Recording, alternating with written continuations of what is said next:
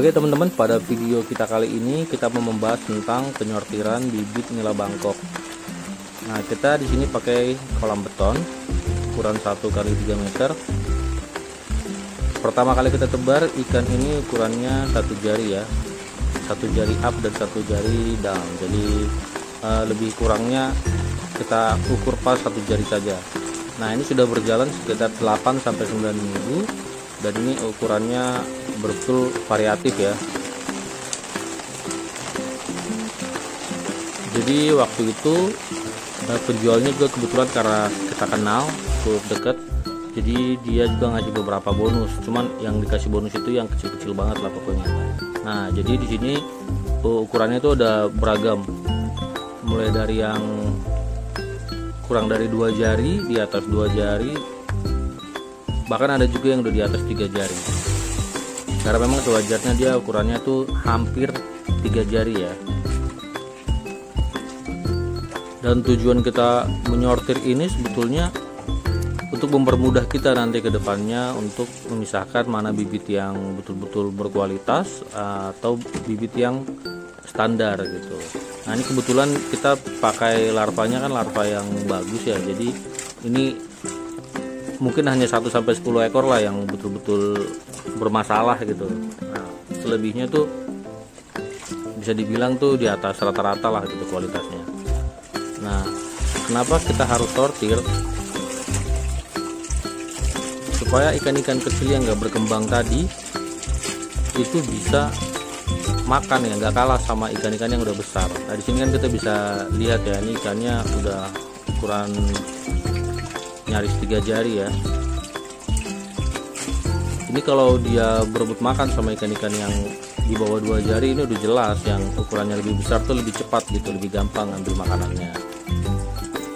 Oh iya, di sini kita nggak pakai alat sortir karena memang ikan kita di sini hanya ada sekitar 1.100 lah. Jadi nggak banyak-banyak banget gitu. Kita di sini di rumah, bukan bikin budidaya ikan yang besar.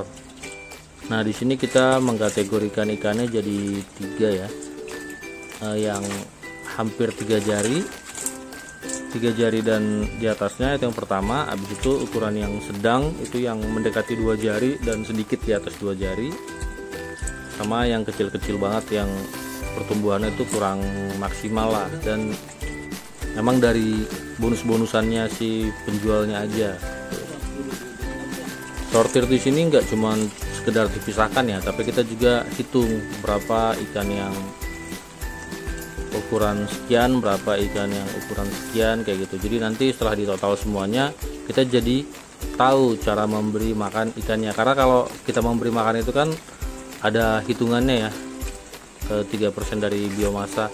Cuman kalau misalnya kurang kan kita tahu lah pasti pertumbuhannya nggak bagus. Kalau tidak merata pertumbuhannya juga nggak bagus. Kalau terlalu banyak, nah biasanya tuh rugi di kita yang ngasih makan gitu. Kita kan selama ini kita kasih makan selama dia masih lapar, kita kasih makan gitu, kadang bisa 2 kali 3 kali.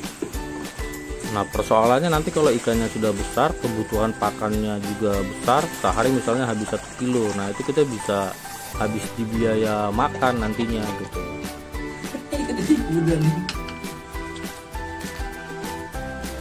Ini bisa kita lihat ya pentingnya penyortiran. Kita lihat ukuran ikan itu yang berbeda sekali ya. Ini dia 1 jari, bahkan ukuran jari kelingking gitu. Sementara yang ini udah di atas 2 jari, ini hampir 3 jari nih. Sementara tebarnya itu waktunya sama. Itulah gunanya kita melakukan proses sortir. Untuk ikan nila sendiri setidaknya tuh ada 2 kali ya penyortiran, di bulan pertama dan di bulan ketiga gitu. Nah, ini kita hitungannya sudah bulan ketiga, jadi kita ikannya udah bisa di kolam ini sampai nanti dia panen kayak gitu. Ini kita pakai 3 kolam ya. Kolam yang kotak itu untuk indukan, kolam yang sebelah kanan ini untuk ikan yang mendekati 3 jari gitu. Sedangkan yang sebelah kirinya itu untuk ikan-ikan yang ukuran sedang, yang pertumbuhannya normal. Untuk sortir sebaiknya teman-teman jangan sendiri ya, kalau bisa ada temennya gitu, karena memang ikan ini harus dilihat terus perkembangannya. Kadang ada yang waktu dipindah dia lemas gitu. Nah ini kebetulan saya untuk di sini dibantu istri saya sendiri sih, nggak dibantu orang lain lagi. Jadi dia yang ambil video, dia yang ngecek apa ada ikan yang lemas gitu, apa airnya harus dibenerin. Nah ini kebetulan di kolam kita ini belum begitu mature ya.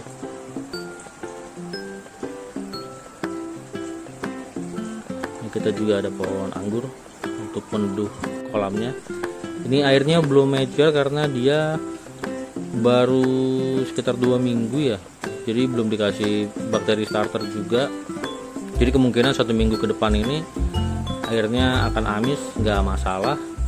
Baru nanti kalau udah ada fesesnya, baru nanti kita tambahkan lagi bakteri pengurainya gitu, karena bakterinya kan juga makan ya dari feses itu tadi, dari sisa pakan gitu kira-kira. Jadi kalau misalnya ikannya belum masuk tapi kita udah ngasih bakteri starternya banyak, nah itu nanti ya sayang lah gitu, nggak begitu maksimal juga hasilnya. Kalau begini nih diperkirakan sekitar 1 minggu baru nanti airnya mature dan dia nggak ada amis lagi, dan airnya nanti bisa kelihatan lebih jernih gitu. Ya ini soal waktu aja lah gitu, karena ikan ini kan cukup unik ya dia.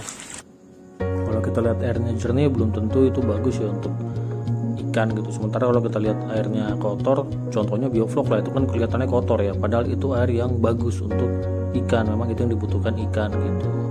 Nah kalau kita di sini milih sistem RAS. Kenapa kita pilih sistem RAS? Karena memang dari visual dia jauh lebih bersih, dan kalau menurut saya pribadi sih memang lebih gampang juga untuk pengelolaan airnya. Sebelumnya mohon maaf ya teman-teman kalau audionya bermasalah. Ini kita lanjut lagi. Di sini kita setelah hitung ulang total ikan yang ada di kolam sebelah kiri itu ada 615, sedangkan total ikan yang ada di sebelah kanan itu 402. Ini kita wajib menghitung ya berapa jumlah ikan per kolam kita untuk kita bisa menghitung bobotnya. Jadi kita tahu di satu kolam itu total bobot biomasanya itu satu kolam itu ada berapa kilo, itu kita harus tahu biar kita lebih mudah dalam memberi pakan. Nanti kita akan buat video yang lain untuk cara perhitungannya dan proses menghitung kebutuhan makan per satu kolam itu nanti kita bahas di video yang lain. Nah selain itu tujuan sortir ini pertama ya, kalau untuk saya pribadi sih supaya nih ikan ini nggak ada membuli ya. Jadi ikan yang besar itu nggak dominan dia ketika makan. Jadi waktu rebutan tuh dia ikan yang besar selalu menang. Nah itu nanti jadi masalah, perbedaan ukurannya nanti jadi signifikan lagi kayak gitu. Nah ini juga tujuan kita mensortir ini ya biar kita bisa tahu menghitung kebutuhan pakan hariannya. Di sini kita ngasih makannya sehari 3 kali ya, jadi setiap jam tengah 8 pagi, jam 12 siang, dan lanjut lagi jam tengah 5 sore. Jadi karena kebutuhan hariannya adalah 3% dari bobot ikan, nah lalu kita memberi makan 3 kali, jadi kita setiap pemberian pakan itu kita cukup 1% aja ya. Sedangkan teman-teman yang ngasih makannya 2 kali sehari, ya berarti teman-teman menghitung lagi aja gitu. Jadi kalau dia butuh 3%, berarti dibagi 2, berarti 1,5% sekali dia makan. Setiap makan dia dikasih 1,5% dari bobot ikannya itu. Kira-kira begitu ya ngitungnya.